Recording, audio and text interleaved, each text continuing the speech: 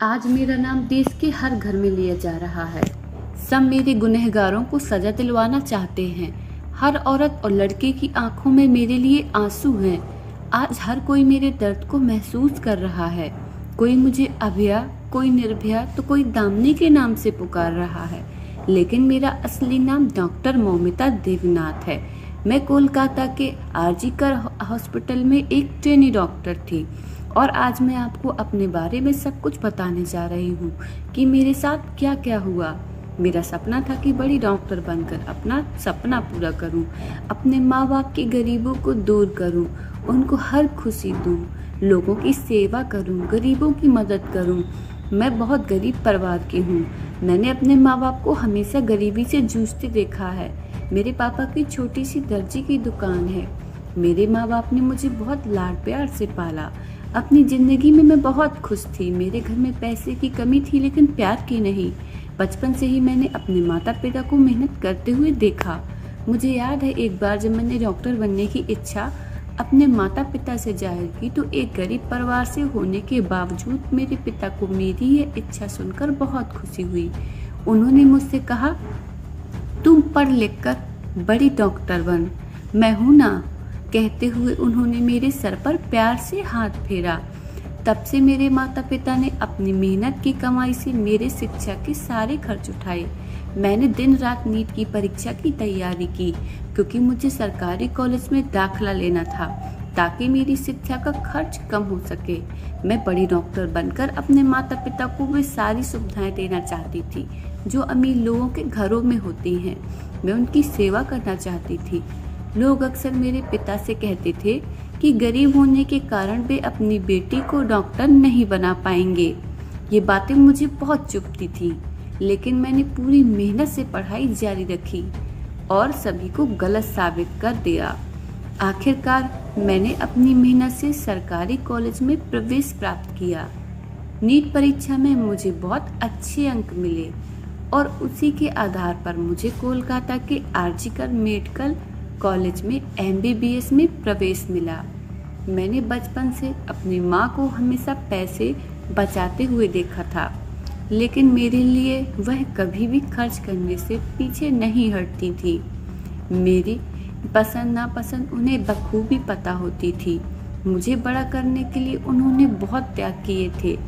अपनी इच्छाओं को त्याग कर वह मेरी इच्छा पूरी करते थे। पढ़ाई के साथ साथ मैंने आरजीकर अस्पताल में ट्रेनी डॉक्टर के रूप में नौकरी भी शुरू कर दी थी।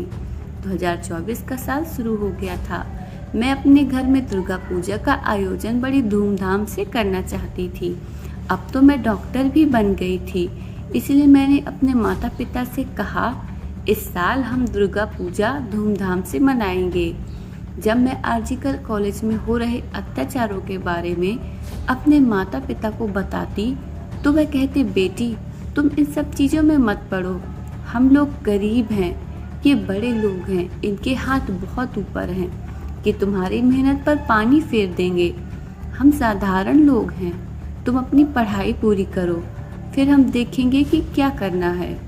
कॉलेज में जब किसी छात्रा के साथ अन्याय होता या किसी मरीज से अधिक पैसे वसूले जाते तो मुझे बहुत बुरा लगता और मैं आवाज़ उठाती थी।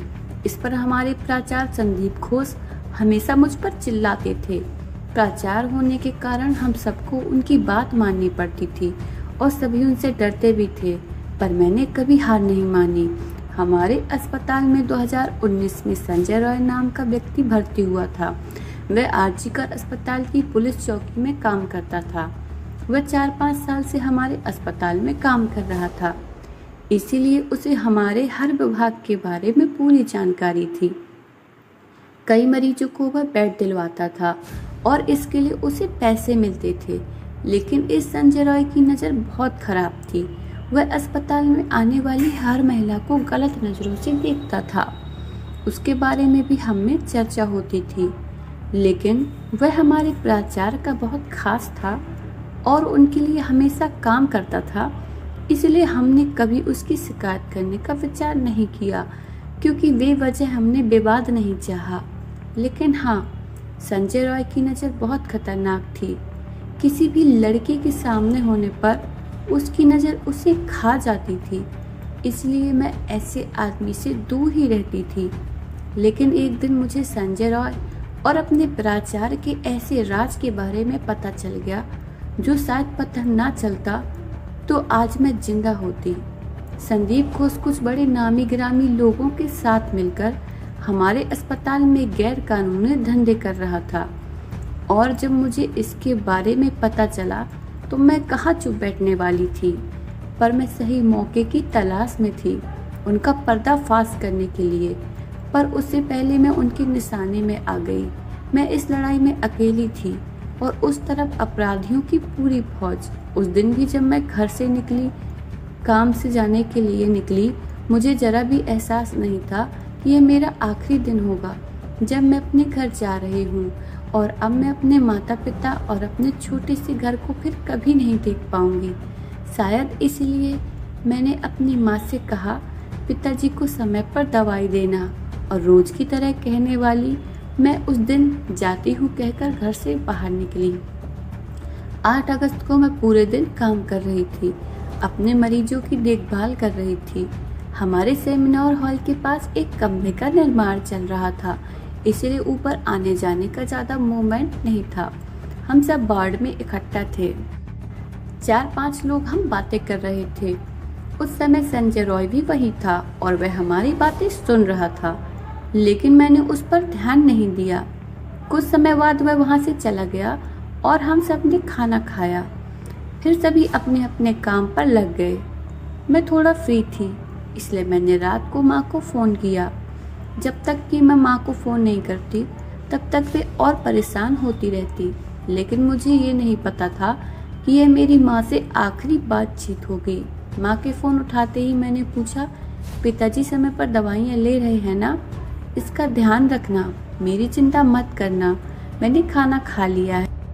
मेरे पिताजी को बीपी की समस्या थी, इसीलिए समय पर दवाइयाँ लेना उनके लिए बेहद ज़रूरी होता था। जब कभी पापा की दवाई ख़त्म हो जाती तो मैं आधी रात में भी उसका इंतज़ाम कर देती थी, लेकिन अब अस्पताल में ज़्यादा काम होने के कारण मुझे घर पर ध्यान देने का समय नहीं मिल रहा था। इसीलिए माँ को ही ज़बरदस्ती सब कुछ बताना पड़ता था। उन्हें याद दिलाना पड़ता था कि पापा की देखभाल करें। उस दिन भी सब कुछ बिना भूले बताया। फिर माँ से बात करके मैंने पूरे फ्लोर पर जाकर मरीजों का चेकअप किया। इसके बाद मैं आराम करने लगी और अपनी पढ़ाई करने के लिए सेमिनार हॉल की तरफ चल दी। मुझे पता नहीं था कि वहाँ जाना मना है। मुझे तो अब पता चला कि बिल्डिंग में ऊपर कमरे में जाने का रास्ता बंद क्यों किया गया था। यहाँ तो मेरे खिलाफ षड्यंत्र रचा जा रहा था। 36 घंटे की ड्यूटी के कारण बहुत थकान महसूस हो रही थी। मरीजों की सेवा में लगे रहने के कारण खुद पर ध्यान देने का समय नहीं मिल रहा था। दूसरों को जीवन दान देने वाली मैं अपने जीवन की देखभाल के लिए समय नहीं निकाल पा रही थी। इसलिए किताबें और डायरी बंद करके सेमिनार हॉल में सोने चली गई। हॉल में कौन आ रहा था, कौन जा रहा था, इसका भी मुझे कोई ध्यान नहीं था। फिर क्या, सुबह के समय संजय रॉय शराब पीकर सेमिनार हॉल में आया। सेमिनार हॉल में कोई आया इसका भी मुझे पता नहीं चला, क्योंकि मैं गहरी नींद में थी। उसके आते ही उसकी नज़र मुझ पर पड़ी और उसके अंदर का राक्षस जाग गया। नींद में होने के कारण मुझे ज़्यादा समझ में नहीं आया, लेकिन जब शरीर पर हाथ फिरने लगा तब मैं दुष्ट व्यक्ति को देखकर बहुत डर गई। नींद में होने के कारण खुद को संभालने में मुझे समय लगा। मैंने खुद को बचाने की बहुत कोशिश की, लेकिन मैं अपने आप को बचा नहीं सकी। उसने बहुत ज़्यादा शराब पी हुई थी। वह शराब के नशे में आ गया था। वो मेरी कोई बात सुनने की हालत में नहीं था। मैं उससे मिन्नतें कर रही थी, मुझे छोड़ दो कह रही थी, लेकिन उसे मेरे ऊपर जरा भी तरस नहीं आ रहा था। मैंने जोर जोर से चिल्लाना शुरू कर दिया। तब वो थोड़ा डर गया और जल्दबाजी में उसने मेरे मुंह पर हाथ रख दिया ताकि मेरी आवाज़ न निकल सके। मैं उससे लड़ रही थी, मन ही मन प्रार्थना कर रही थी कि कोई मेरी आवाज़ सुन सके। मैं उस दरिंदे को अपने से दूर धकेलने की कोशिश कर रही थी, लेकिन पता नहीं उसमें इतनी ताकत कहाँ से आई थी। जितना भी मैं कोशिश कर रही थी वो मुझसे दूर नहीं हो रहा था। मैं खुद को उससे बचा नहीं पाई। लड़ते लड़ते मैं हार गई। उसने मुझे मारना शुरू किया। अब मैं पूरी तरह से ठंडी पड़ गई थी। कौन कौन मेरा शोषण कर रहा था ये समझ ही नहीं आया। मेरे सीने को न जाने कितने हाथ दबा रहे थे। मेरी दर्द से चीखें निकल रही थी। मेरा चश्मा टूट गया। उसकी किरची मेरे खून से सनी हुए आंखों में घुस गई थी। मेरे फटे हुए ओंठ मेरी आवाज़ दबाने के लिए उसने मेरा गला दबाया था।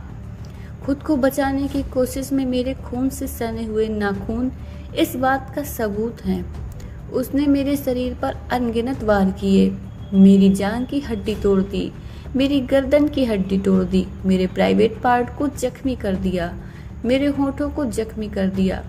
इसके बावजूद भी मैं उन दरिंदों से लड़ती रही। काश उन सबको मेरे ऊपर थोड़ी सी भी दया आती। मुझे मारते वक्त, मेरा बलात्कार करते वक्त उन लोगों को थोड़ा भी सोचा होता अपनी माँ बहन के बारे में।